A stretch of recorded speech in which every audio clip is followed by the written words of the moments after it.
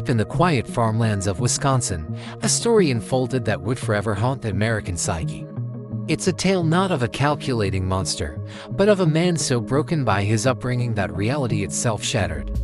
This is the disturbing true story of Ed Gein, a man whose quiet, unassuming life hid a world of unimaginable horror, a world that would later inspire some of cinema's most terrifying villains. But the real story is far more complex and unsettling than any fiction. Edward Theodore Gein was born in 1906 and grew up on a desolate farm near Plainfield, Wisconsin, completely cut off from the outside world. His home was a pressure cooker of dysfunction. His father, George, was an alcoholic, a passive and defeated man whose presence was barely felt. The true ruler of the Gein household was his mother, Augusta. Augusta was a religious fanatic, a domineering woman who saw the world as a pit of sin and depravity. She preached a twisted version of Lutheranism, convinced that all women, except herself, were vessels of evil and temptation. She relentlessly hammered these beliefs into her two sons, Ed and his older brother, Henry. Augusta intentionally isolated them, forbidding friendships and any form of social life. The farm became their entire world, a prison built on fear and religious extremism. While Ed was a shy, awkward boy who struggled in school and never questioned his mother, his brother Henry was different. Henry sometimes pushed back against Augusta's iron-fisted control and even worried about her suffocating influence on his younger brother. Ed, however, remained devoted, his entire identity becoming intertwined with his mother's. He had no friends, no relationships, no life outside of her shadow. By the time he was a young man, Ed's mind was a mirror reflecting Augusta's twisted worldview. The fragile structure of the Gein family began to crumble in 1940 when their father, George, died from complications of his alcoholism. Ed and Henry were left to run the farm. Henry's concerns about Ed's mental state grew. He told others he was worried about Ed's strange and intense attachment to their mother. Then, in 1944, a tragedy struck that would leave Ed even more isolated. A brush fire broke out on the Gein property. After it was extinguished, Ed reported that his brother Henry had gone missing in the smoke. When a search party found Henry's body, they noted he had bruises on his head. Despite these suspicious injuries, the official cause of death was ruled as accidental asphyxiation from the fire. No investigation followed. No questions were asked. Now, it was just Ed and Augusta, alone on the farm. But their time together was short-lived. In 1945, Augusta suffered a debilitating stroke, and a second one soon after. Later that year, she died. For Ed, this wasn't just the loss of a parent, it was the collapse of his entire universe. His mother had been his anchor, his moral compass, his everything. And now she was gone. The death of Augusta marked a catastrophic turning point for Ed Gein. He was utterly devastated, lost in a grief that warped his mind. In a chilling tribute to her memory, he boarded up the rooms she had used: her bedroom, the living room, the parlor, leaving them as pristine shrines, untouched by time. The rest of the farmhouse, however, was left to rot. The filth and decay mirrored the complete deterioration of his own sanity. Living in total solitude, Ed's isolation became absolute. The house fell into a state of extreme squalor. He barely interacted with anyone, only taking odd jobs around Plainfield to get by. To his neighbors, he was just a harmless, eccentric loner, a bit odd but certainly not dangerous. They saw a quiet man, almost childlike in his demeanor. They had no idea what was happening behind the closed doors of the Gein farmhouse. In the darkness and silence of his decaying home, Ed's obsession with his mother festered into a severe and dangerous mental illness. He became fixated on death, on the human form, and on the idea of somehow resurrecting the woman who had defined his existence. His grief and longing led him to the local cemeteries. Under the cover of night, he began a methodical, and horrifying new ritual. He would study the obituaries, looking for recently buried, middle-aged women who might resemble his mother. Then, he would visit their graves, unearth their coffins, and take the bodies back to his farm. These were not impulsive acts, they were carefully planned. Back at the House of Horrors, Ed began to dismantle the bodies. He wasn't driven by cruelty or a desire to inflict pain. According to later psychiatric analysis, he was lost in a delusional world where he was trying to literally piece his mother back together.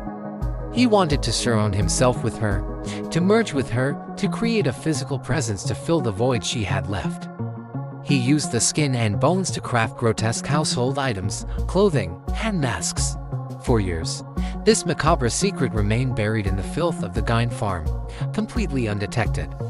The town of Plainfield remained oblivious to the horrors unfolding just outside its limits, but that was about to change. In December 1954, a local tavern owner named Mary Hogan vanished. People remembered seeing Ed Gein at her bar on the night she disappeared. He even made some disturbing jokes afterward that hinted he knew what happened to her, but with no body and no solid evidence, the case went cold. Ed's reputation as a harmless eccentric protected him. 3 years later, on November 16, 1957, another woman disappeared. Bernice Worden, the owner of the town's hardware store, was gone. Her son, who happened to be a deputy sheriff, found bloodstains in the store and a chilling final entry in the sales ledger, a purchase of antifreeze made by Ed Gein. This time, the police had a direct lead. They knew exactly where to go. That night, authorities drove out to the isolated Gein farmhouse. What they discovered there would become the stuff of nightmares, a scene so gruesome it defied belief. The first thing an officer found was the body of Bernice Worden. But that was just the beginning. As they searched the squalid, cluttered house, they uncovered a collection of horrors that stunned even the most hardened investigators. They found skulls on his bedposts, bowls made from human skulls, and chairs upholstered with human skin. There were leggings made from skin, a corset crafted from a female torso, and masks made from the faces of the dead. The house was a museum of the macabre, filled with the remains of at least a dozen different bodies exhumed from local graveyards. The truth was finally out. The quiet, strange man from the farm was connected to something far darker than anyone could have ever imagined. Ed Gein was arrested immediately. He didn't resist. During his interrogation, he was calm, almost detached, as he confessed to killing both Bernice Worden and Mary Hogan. He freely admitted to his years of grave robbing, describing his gruesome crafts without any sign of remorse or emotion. It was clear to the investigators that they weren't dealing with a typical criminal. Ed Gein didn't seem to grasp the gravity of what he had done. He was living in a different reality. Psychiatrists who evaluated him diagnosed him with severe schizophrenia. They concluded that his entire world was a delusion, built from a lifetime of isolation, psychological abuse, and an all-consuming, unresolved obsession with his dead mother. His crimes weren't about power or pleasure, they were the desperate, twisted acts of a mind that had completely collapsed. In 1958, Ed was declared legally insane and unfit to stand trial. He was sent to a state hospital for the criminally insane. A decade later, he was deemed competent enough to be tried for the murder of Bernice Worden. He was found guilty, but because he was ruled legally insane at the time of the crime, he was sent back to a mental institution, where he would remain for the rest of his life. In confinement, Ed Gein was a model patient. He was quiet, cooperative, and never showed any violent tendencies again.